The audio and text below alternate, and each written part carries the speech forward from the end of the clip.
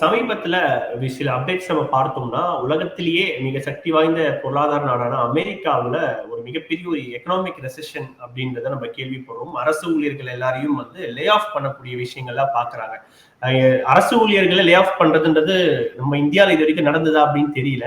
அப்போ அமெரிக்காவினுடைய அந்த பொருளாதார நிலைமை அப்படின்றது எந்த அளவுக்கு இருக்கு? ஏன்னா ட்ரம்ப் அவர்கள் வந்து எலெக்ஷன்ல ஜெயிச்சதுக்கு அப்புறமே சொல்றது மேக் அமெரிக்கா கிரேட் அப்படின்ற ஒரு விஷயத்தை நோக்கிதான். சோ தற்பொழுது அமெரிக்காவினுடைய பொருளாதார நிலைமை அப்படின்றது எப்படி இருக்கு? கிட்டத்தட்ட 37 ட்ரில்லியன் டாலர் வந்து அவங்க கிட்ட கடனா இருக்கு அப்படின்றத சொல்றாங்க. அவங்க ஜிடிபியை விட கடன் இன்னும் அதிகமா இருக்குன்றது. ஸோ இது எப்படி போகுது அமெரிக்காவினுடைய பொருளாதாரம்? அதை நோக்கி உலக பொருளாதாரம் எப்படி மூவ் ஆகும்?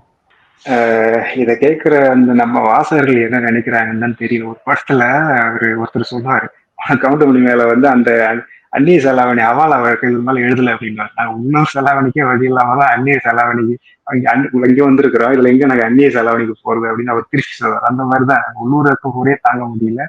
இதுல எங்க நாங்க வந்து அமெரிக்காவுக்கு போறோம், நம்ம வந்து பார்க்க போறோம் அப்படின்றதான் மாசர்களுடைய எண்ணமா இருக்கும் அப்படின்னு நினைக்கிறேன் நானு. ஆனா அப்படி நினைக்க கூடாது.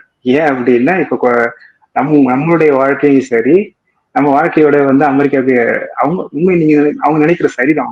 ஒரு வகையில் சரிதான். ஏன்னா இது நம்மளுடைய உள்ளூர் செலாவணியும் அவங்களுடைய அந்நிய செலாவணியும் வேற வேறதான். ஆனா ரெண்டும் ஒன்னோட ஒண்ணு தொடர்புடையதா இல்லையா அப்படின்னு தான் நம்ம வந்து வாசகர்கள் புரிஞ்சுக்கணும் இந்த விஷயத்துல.